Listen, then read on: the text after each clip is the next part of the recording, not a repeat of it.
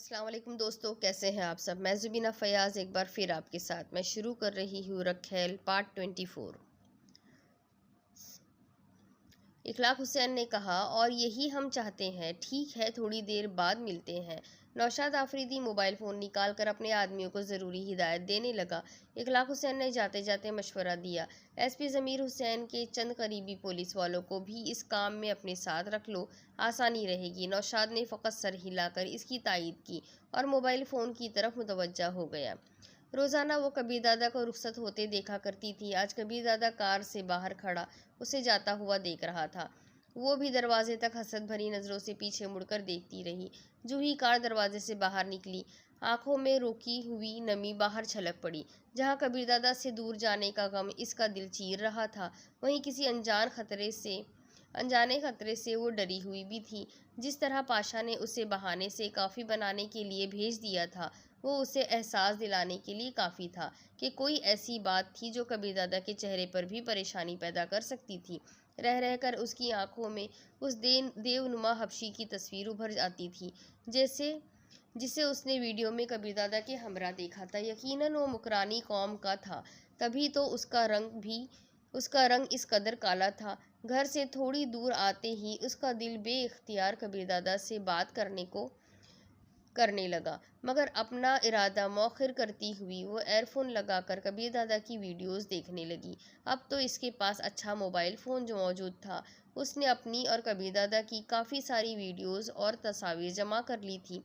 वो वीडियोस में देखने में मुनहमिक मुनहमिक थी कि अचानक कार रुक गई।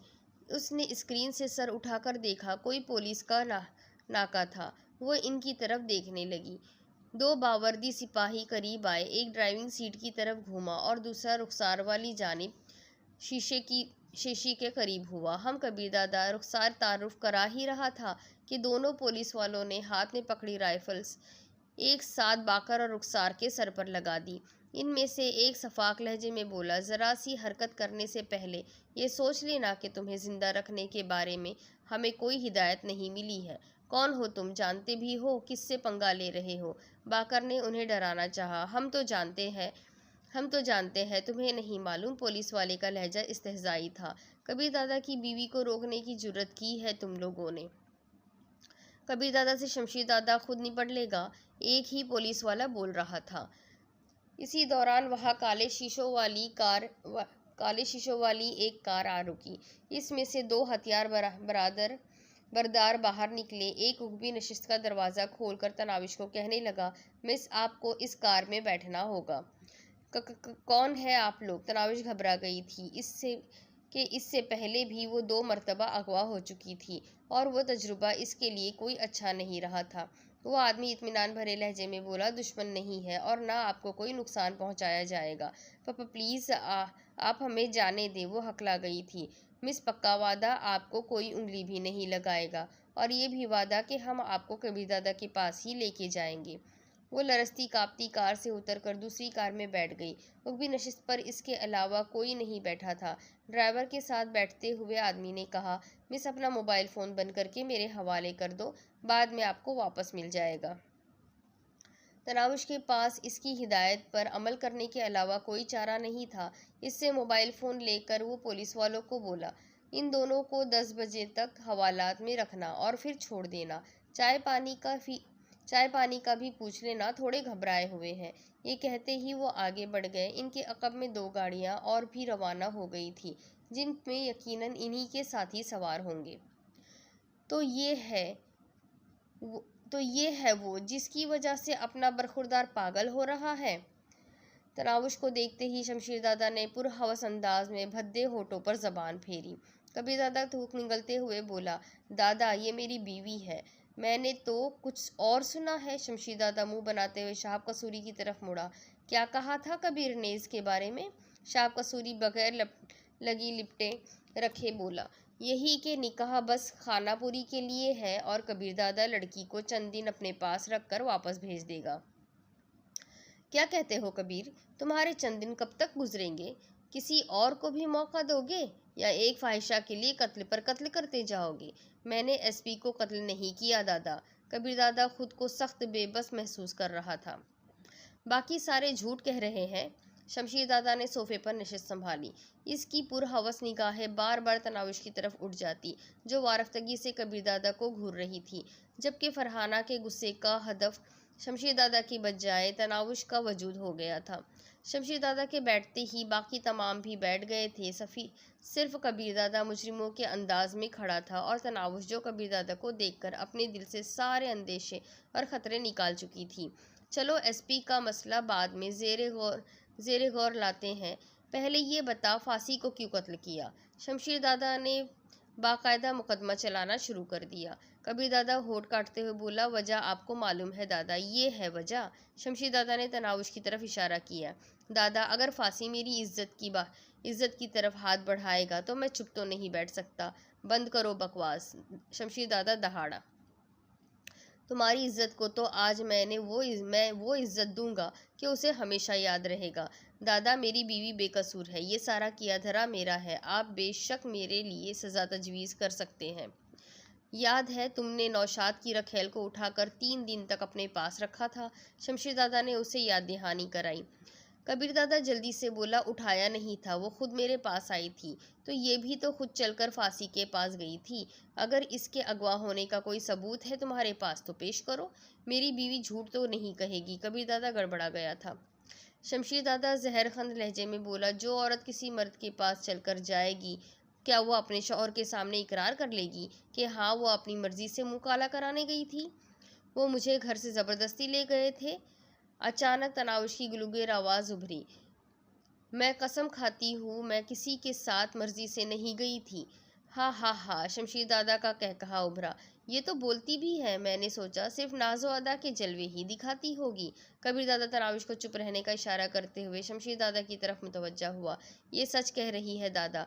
जिस वक्त मैं फांसी के बंगले पर पहुंचा, वो इसके साथ ज़बरदस्ती कर रहा था, और इस बात की गवाही मेरे मुहाफिज इम्तियाज़ अजीम और बख्श भी दे सकते हैं। शमशीरदादा बेपरवाही से बोला, तुम्हारे मुलाजमों की गवाही की कोई अहमियत नहीं है।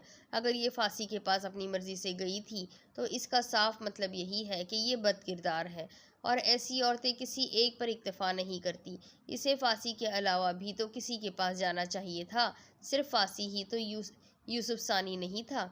कबीरदादा की रखेल बनने से पहले ये मेरे आदमी दिलावर शेख की रखेल थी, और इसकी वसातत से ये मेरे गैंग के करीबन दर्जन भर आदमियों को तो नवाज चुकी थी।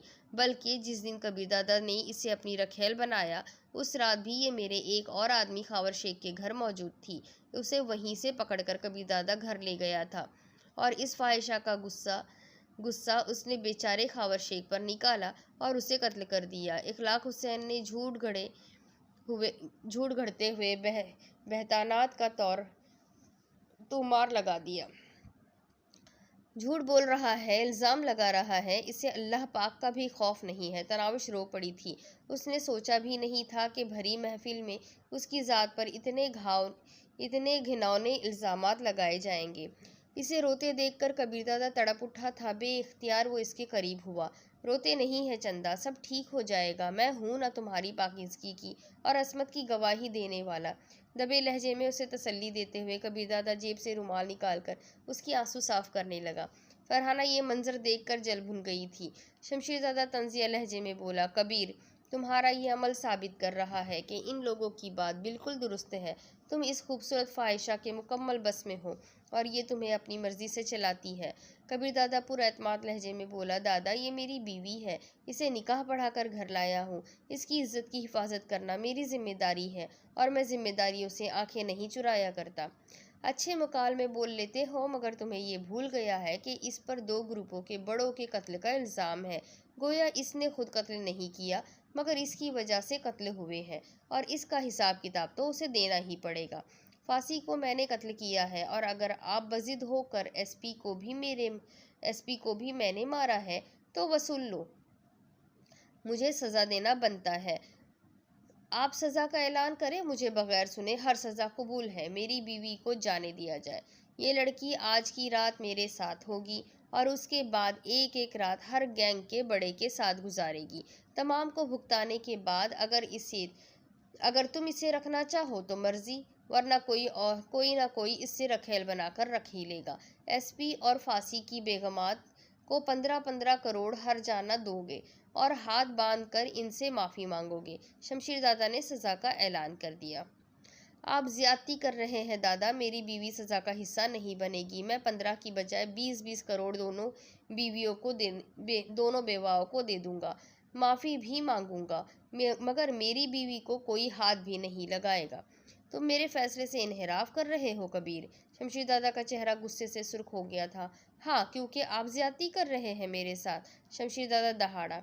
तुम्हारे बाग़ियाना रवैये के पीछे भी इसी फ़ाहिशा का हाथ है, और अब तो मैं इसे बिल्कुल भी माफ़ नहीं करूँगा। मेरी ज़िंदगी में तो इसे कोई हाथ नहीं लगा सकता। कबीर दादा खुलकर सामने आ गया था। इखलाक हुसैन ने साथ बैठे नौशाद के कान में सरगोशी की। कहा था ना, ये खबीस बावला हुआ है इस फ़ाहिशा के पीछे। तुम अपने हवास में नहीं लगते। शमशीर दादा के लहजे में गुस्से से ज़्यादा हैरानी थी। इसके गुमान में भी नहीं था कि कबीर किसी लड़की की वजह से इसे यूं भी मुखातिब हो सकता है। दादा, सज़ा का हकदार मैं हूँ, ये मासूम नहीं, ये 5 वक्त की नमाजी है। क्या आपको इसके हुलिये से लगता है कि ये इतनी गिरी हुई हरकत करेगी? ये बेचारी तो यहाँ बैठे हुए अफराद में किसी को जानती तक नहीं। बाकी इखलाक हुसैन की बकवास के बारे में मैं कहूँगा कि बीवी की पारसाई का गवाह इसका शौहर होता है, और मैं अपनी बीवी की पारसाई के लिए बड़ी से बड़ी कसम खाने को तैयार हूँ। मुझे मुकालमाबाजी नहीं, जवाब चाहिए। शमशीरदादा इसकी बात का ज़र्रा भर असर नहीं हुआ था। यूं भी तनावुश को देखने के बाद शमशीरदादा के अंदर का शैतान जाग गया था। वो इसके साथ तन्हाई में वक्त गुजारे बगैर नहीं रह सकता था। तो जवाब ये है शमशीरदादा कि आपको हमारे मसले में बोलने का कोई हक नहीं। आप हमारे इंडिया से आए हुए मेहमान हैं। यहाँ से जाते वक्त आप शहाब कसूरी को बड़ा बना गए थे। आप आज हमारी मेहमान नवाजी से लुत्फ़ अंदोज़ हो। आपके जाने के बाद इस मामले का फैसला शहाब कसूरी साहब करेगा। हा हा हा, शमशीर दादा के मुंह से कह कहा बरामद हुआ। हमारी बिल्ली हमी से मियाऊ। दादा, क्या मेरी बात उसूलन गलत है? कबीर दादा हुज्जतबाजी पर उतर आया। बिल्कुल भी नहीं, शमशीर दादा तंजिया लहजे में बोला। तुम सही बकवास कर रहे हो। बाकी तुम लोगों से ताल्लुक जोड़ना कौन सा मुश्किल है? ये कहते ही वो शहाब कसूरी की तरफ मुतवज्जा हुआ। शहाब कसूरी, मैं तुमसे तमाम गैंग्स की सरबराही लेने के लिए मुकाबले की दावत देता हूँ। तुम मैदान में आकर अपने ओहदे का दफा कर सकते हो। शाह कसूरी ने खड़े होकर सर झुकाया। शमशीर दादा, मैं आपके हक में इस ओहदे से दस्तबरदारी का ऐलान करता हूँ। अभी से मैं बस अपने गैंग का सरबराह हूँ, और अपने गैंग का बड़ा होने के नाते आपसे वफादार रहने का हल्फ देता हूँ। शमशीर दादा ने वहां बैठे बकिया बड़ों की तरफ नज़र घुमाई। सबसे पहले इखलाक हुसैन ने खड़े होकर शमशीर दादा के साथ वफादारी का हल्फ उठाया। उसके बाद नौशाद आफरीदी, और फिर बारी बारी तमाम ने हल्फ के अल्फाज दोहरा दिए। शमशीर दादा ने इस्तेहज़ाई अंदाज में कहा, अब क्या कहते हो कबीर दादा? कबीर दादा इत्मीनान भरे लहजे में बोला, एक मेंबर रह गया है दादा। तो उसी मेंबर से पूछ रहा हूँ। शमशीर दादा ने एक एक लफ्ज़ चबाते हुए कहा, मैं आपको तमाम गैंग्स का सरबराह मानने से इनकार करता हूँ, और ख़ुद तमाम गैंग्स का बड़ा बनने का ऐलान करता हूँ। इस ज़मन में अगर आपके अलावा किसी को एतराज़ है तो मुझसे मुकाबला करने के लिए आ सकता है। कबीर दादा ने ये कहते ही तमाम पर सरसरी निगाह दौड़ाई, मगर किसी ने भी बाहर आने की कोशिश नहीं की थी। हाँ, नौशाद खान आफरीदी। कबीर दादा ने नौशाद आफरीदी की आंखों में झांका, मगर वो नज़रें चुरा गया था। और तुम इखलाक हुसैन शाह? इस मर्तबा कबीर दादा ने अपने दूसरे मुखालिफ को आवाज़ दी, मगर वो भी खामोश बैठा रहा। अब फैसला आपके और मेरे दरमियान होगा दादा। कबीर दादा इस मर्तबा खुद को हैरानी से घूरते शमशीर दादा की तरफ मुतवज्जा हुआ। तुम इस छोकरी के लिए जान दोगे? शमशीर दादा इसकी ललकार पर सजदा रह गया था। कबीर दादा इत्मीनान से बोला, इस लड़की के लिए जो कुछ मैं कर सकता हूँ, मैं इसमें सबसे कम दर्जा बात जान देना है। अगर जीने से तंग आ गए हो तो मुझे क्या एतराज़ हो सकता है? शमशीर दादा शाहब कसूरी की तरफ मुतवज्जा हुआ। मुकाबले के लिए जगह खाली कराओ। कबीर दादा के ताबूत में तो समझो आखिरी कील ठुक गए। इखलाक हुसैन ने मुतमईन अंदाज में साथ बैठे नौशाद को कहा। नौशाद आफरीदी ने असबात में सर हिलाते हुए फ़खरिया लहजे में कहा, टक्कर लेने चला था शाहजी और आफरीदी से। वैसे मैं आखिरी वक्त इसे बता दूं कि वो किस की वजह से मरने वाला है। इखलाक हुसैन उठकर कबीर दादा की तरफ बढ़ गया। कबीर दादा तनाउश को तसल्ली देने की कोशिश कर रहा था। इसे अपनी तरफ आते देखकर उसकी तरफ मुतवज्जा हुआ। इखलाक हुसैन ने उसके करीब पहुंचते ही बगैर किसी तमहीद के दबे लहजे में बात शुरू कर दी। कबीर दादा, याद है ना, इस लड़की की वजह से तुमने मेरी और नौशाद की तौहीन की थी, मेरे खास आदमियों को मौत के घाट उतार दिया और इसके मोहल्ले में मेरे आदमियों का दाखिला बंद करा दिया। तो तुम्हारा क्या ख्याल था मैं खामोश बैठा रहता? ले, आज तुम्हारा बंदोबस्त भी हो गया। और ये भी सुन ले कि तुम्हारी बुलबुल को हमने अगवा करके फांसी के घर पहुंचाया था। वो वाकई बेकसूर था और एसपी को भी मैंने और नौशाद ने कत्ल किया है। बाकी भाभी की फिक्र ना करना, इसे संभालने वाले बहुत हैं यहाँ पर। इखलाक हुसैन, अगर जिंदा रहा तो तुम्हारा हिसाब ज़रूर चुकता करूँगा, जिंदा रहे तो ना।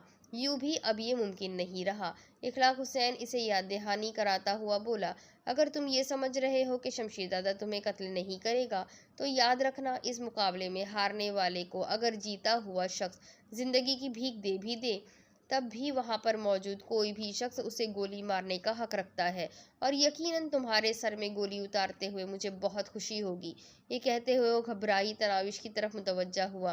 क्या ख्याल है भाभी? कबीर दादा ने उसे घूरने पर इक्तफा किया था। वो तंजिया हंसी होठों पर सजाए वापस मुड़ गया।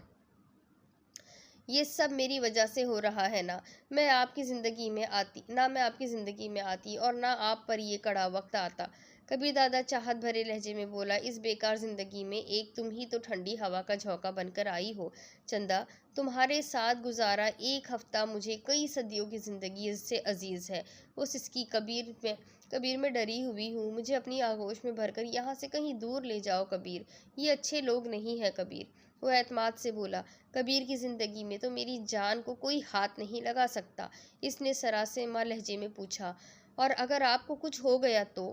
कबीर दादा ने कोट उतार कर उसकी जेब में हाथ डालते हुए कोई ज़रूरी कार्रवाई की और कोट तनाविश की तरफ बढ़ाते हुए पूछा, क्या मेरे बाद जिंदा रहना चाहोगी? तनाविश ने नफ़ी में सर हिलाया। मुझे अल्लाह पाक की कसम, नहीं नहीं, बिल्कुल भी नहीं। वो ज़ख्मी लहजे में बोला, कोट के अंदरूनी जेब में मौजूद पिस्तौल मैंने लोड कर दिया है। अगर मैं जिंदा ना बच पाऊँ तो सर पर रखकर ट्रिगर दबा देना। क्या ऐसा नहीं हो सकता कि ये जो हफ्ते भर का वक्त हमने इकट्ठे गुजारा है उसे अब भुला दें? याद है वो लड़की जो हमें शॉपिंग करते वक्त मिली थी? उसकी आंखों में मैंने आपके लिए बहुत सारी मोहब्बत देखी थी। आप मेरे बाद उससे शादी कर लेना और सारे गंदे काम छोड़ देना। अगर कभी मेरी याद ज़्यादा सताए तो उस लड़की से मेरी बातें करना और उसे बताना कि एक और लड़की भी थी जो आपको प्यार करती थी। उस जितना तो नहीं, बस थोड़ा सा, ज़रा सा। उसकी आवाज़ भर गई थी। उसे सच ना बताना वरना वो खफा हो जाएगी। क्या मतलब? कबीर दादा की समझ में उसकी बात नहीं आई थी। वो निडर अंदाज में बोली, अगर मैं अभी खुद को ख़त्म कर लूँ तो लाजमी बात है सारा झगड़ा ख़त्म हो जाएगा। तुम ऐसा कुछ भी नहीं करोगी, जानती हो खुदकुशी हराम है। अलबत्ता एक औरत इज्जत बचाने के लिए अपनी जान ले सकती है और ऐसा तुम उस वक्त कर सकती हो जब मैं बाकी ना रहा या लड़ाई हार गया। कबीर, इसके होठों पर अजियत भरी सिसकी उभरी। तुम मुझसे पूछती थी ना कि मैं कौन हूँ। ज़्यादा तो नहीं, लेकिन इतना बता दूँ कि मैं कुरान मजीद का हाफिज़ हूँ गुड़िया। 5 साल की उम्र से लेकर 15 साल की उम्र तक का वक्त मैंने मदरसे और मस्जिद में गुजारा है। और फिर हाफिज़ अब्दुल कबीर अली ख़ान को हालात ने कबीरदादा बनने पर मजबूर कर दिया। मैं आपको मरता हुआ नहीं देख सकती। उसकी पलकों ने थक कर अश्कों के सैलाब के सामने हथियार डाल दिए थे। तनावुश में बकायम होशो हवास कह रहा हूँ कि अगर तुमने मेरी मौत या हार से पहले खुद को नुकसान पहुँचाने की कोशिश की तो तुम्हें मेरी तरफ से 3 तलाक।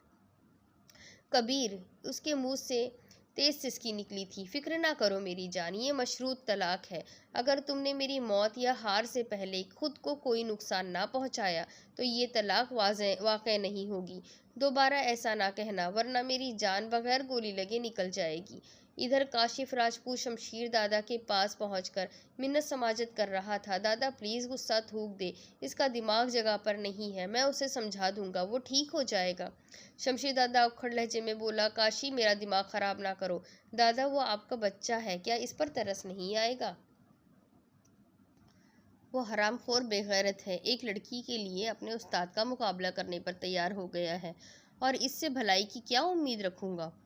दादा, वो उसकी बीवी है, बकवास करता है वो। रखैल कभी बीवी नहीं बन सकती। दादा, शमशीर दादा ने काशिफ की बात सुनना गवारा नहीं किया था। दफा हो जाओ काशी, ये ना हो इस बेगैरत से पहले तुम्हारा नंबर लगा दूं। मुझे किसी कमीने की जरूरत नहीं है।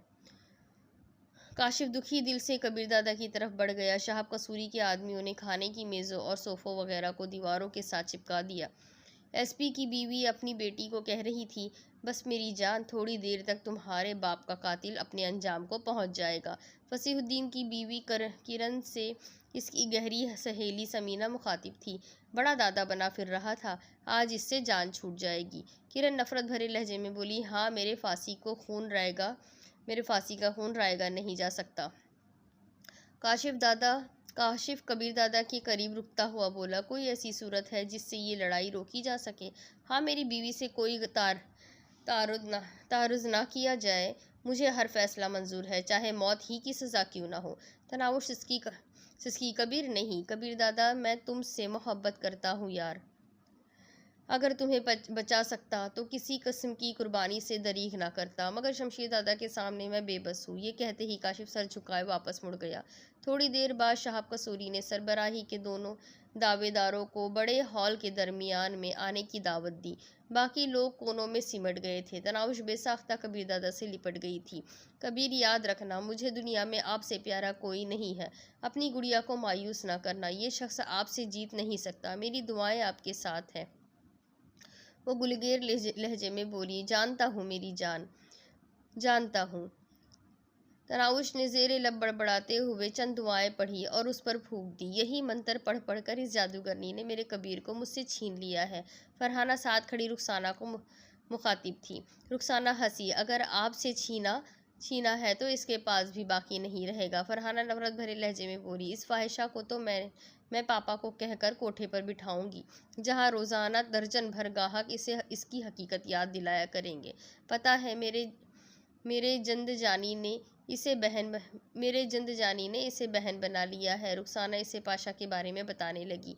वैसे अच्छा ही किया है, वरना कबीर खान की मौत के बाद वो भी इसे बुला के अपने काबू में आ सकता था। फरहाना ने पूछा, नज़र नहीं आ रहा वो? अब्बू जान कह रहे थे कि तबीयत नासाज है। मैं तो सोच रही हूँ कल उसके पास चली जाओ। कबीर खान की मौत की ताज़ियत भी कर लूँगी और इसकी तबीयत का भी पूछ लूँगी। फरहाना दुखी लहजे में बोली, यार, बार बार इसकी मौत का जिक्र करके मुझे तो दुख ना दिलाओ। ले जी, मैं खामोश हो जाती हूँ। रुखसाना सख्ती से होंठ भींचते हुए हाल के वसत में मौजूद आमने सामने खड़े कबीर दादा और शमशीर दादा को देखने लगी। साहब कसूरी कह रहा था, अगर कोई मुकाबले से दस्तबरदार होना चाहता है तो अभी शिकस्त तस्लीम कर सकता है। मुकाबला शुरू हो जाने के बाद किसी के शिकस्त तस्लीम करने के बावजूद मुखालिफ इसे कत्ल करने का हक रखते हैं। दोनों खामोश खड़े एक दूसरे को देखते रहे। शमशीर दादा से तरबियत हासिल करते वक्त कबीर दादा को सैकड़ों मरतबा यूँ शमशीर दादा के सामने खड़ा होने का मौका मिला था, मगर वो मसनूई मुकाबला हुआ करता था। ऐसे मुकाबलों में कबीर दादा हमेशा ही हार जाता था, लेकिन इसे कभी अपनी हार का दुख नहीं हुआ था। बल्कि हमेशा शमशीर दादा से मुकाबला करते वक्त इसके दिल में लड़ने के बजाय मार खाने की नीयत होती थी। और ये शमशीर दादा की सख्त तरबियत और पिटाई ही का एजाज़ था कि कबीर दादा के सामने कोई लड़ाका 2 मिनट से ज़्यादा नहीं ठहर पाता था। लेकिन आज वो मार खाने की नीयत से नहीं, अपने उस्ताद को मारने की नीयत से तैयार खड़ा था। कबीर दादा, अब भी वक्त है, अपनी जान बचा ले। ये ना हो बात मेरे इख्तियार से भी निकल जाए। हारने की सूरत में तुम्हें कोई भी गोली मारकर हलाक कर सकता है। कबीर दादा ने कई दफ़ा कही हुई बात दोहराई, आप मेरी बीवी को कुछ ना कहने का वादा करें, मुझे इसके अलावा हर सज़ा मंजूर है। जिस ख्वाहिशा की वजह से तुमने मुझसे बगावत की हिम्मत की है, इसे तो मैं ऐसा सबक पढ़ाऊंगा कि दुनिया याद रखेगी। ये शमशीर दादा का तुमसे वादा है। कबीर दादा इसकी बात का जवाब दिए बगैर खामोश खड़ा रहा। इसके चेहरे पर चट्टानों की सी सख्ती छा गई थी। शमशीर दादा की दिल से कदर करने वाले के दिल से एकदम वो इज्जत और एहतराम रुखसत हो गई थी। जो शख्स इसकी तनाविश की इज्जत का दुश्मन हो सकता था, वो इसे काबिल एहतराम नहीं समझ सकता था। शुरू करो। शाहब कसूरी आवाज़ गोया तबले जंग था। कि जिसके बाद फरीकीन एक दूसरे को नुकसान पहुंचाने के हकदार हो गए थे। हाजरीन में फ़कत तनावुश थी, जिसके लब मुसलसल मुनाजात के विरद में मसरूफ़ थे। चंद घंटे पहले वो आर्जी जुदाई पर रो रही थी और अब दायमी जुदाई सर पर आन खड़ी थी। या अल्लाह पाक, तूने हमेशा मेरे प्यारों को छीना है। मैंने गिले भी किए, शिकवे भी, शिकायत भी की कि तेरी बारगाह के अलावा कोई जगह ही नहीं थी जहाँ सुनवाई हो सकती है, मगर मेरी दुआएं रद्द गई। ऐ अल्लाह, आज मेरी दुआ को रद्द ना करना। ऐ अल्लाह पाक, मैं जानती हूँ तेरी बेनियाज ज़ात को किसी की परवाह नहीं, लेकिन आजिज़ों की दुआ भी तो तू ही फ़कत सुनता है। तेरे ही कब्ज़े कुदरत में सारी ताकतें और सारी कुव्वतें हैं। मेरे मालिक, सारी बड़ाइयाँ तुझे ही सज़ावार है। ए कुव्वतों ताकतों के बड़ाइयों के मालिक, ए अकबर, ए कबीर ज़ात, मैं अपने अब्दुल कबीर के लिए झोली फैला रही हूँ। मेरी झोली को खाली ना लौटाना। ए अल्लाह पाक, मुझसे सब कुछ छीन ले, मगर मेरा अब्दुल कबीर मेरी खाली झोली में डाल दे। ए अल्लाह पाक, तू सुनता है, तू जानता है, तू तो दिलों के हाल से वाकिफ़ है। ना मेरे दुखी दिल की पुकार सुन ले। मैं जानती हूँ मेरा अब्दुल कबीर बहुत गुनाहगार है, ख़ताकार है, लेकिन मैं वादा करती हूँ इसे तेरा फरमाबरदार बनाऊँगी। इससे सारे नाजायज़ काम छुड़ा दूंगी। ए अल्लाह पाक, एक मौका तो दे दे, मुझे थोड़ी सी मोहलत तो दे दे। सुना है तू रोने वालों की जल्दी सुनता है। देख ले, मैं रो रही हूँ। सुना है तू दुखी दिलों की पुकार कभी खाली नहीं लौटाता। मेरे मालिक, मेरा दिल दुख से भरा हुआ है। ऐ सब की सुनने वाले, मेरी दुआ कबूल कर ले। ऐ देने वाले, मुझे मेरा अब्दुल कबीर दे दे। या अल्लाह पाक, वो लरसते होठों से सकते लहजे, आंखों में आंसू और दुखी दिल के साथ अपने मालिक के साथ हम कलाम थी। उसकी धुंधलाई हुई नज़रें मजबूत जसामत वाले लंबे तड़ंगे कबीर दादा पर गड़ी थी, जो शमशीर दादा के सामने बच्चा नजर आ रहा था। इस वक्त काशिफ राजपूत बहराम पाशा को पैगाम लिख रहा था। पाशा, अगर अपने उस्ताद का आखिरी दीदार करना चाहते हो तो आ जाओ। शमशीर दादा और वो आमने सामने खड़े हैं, और इसकी वजह वही है, यानी तुम्हारी छोटी बहन। शायद ये जानना भी तुम्हारे लिए बाअस अज़ियत हो कि इसे नौशाद आफरीदी पार्टी पकड़ कर यहीं ले आए हैं। इसने पैगाम भेजने का बटन दबा दिया और उस वक्त शमशीर दादा ने अपना लंबा बाजू घुमाते हुए कबीर दादा पर हमला कर दिया। भारी भरकम जसामत के बावजूद वो किसी चीते की तरह फुर्तीला था।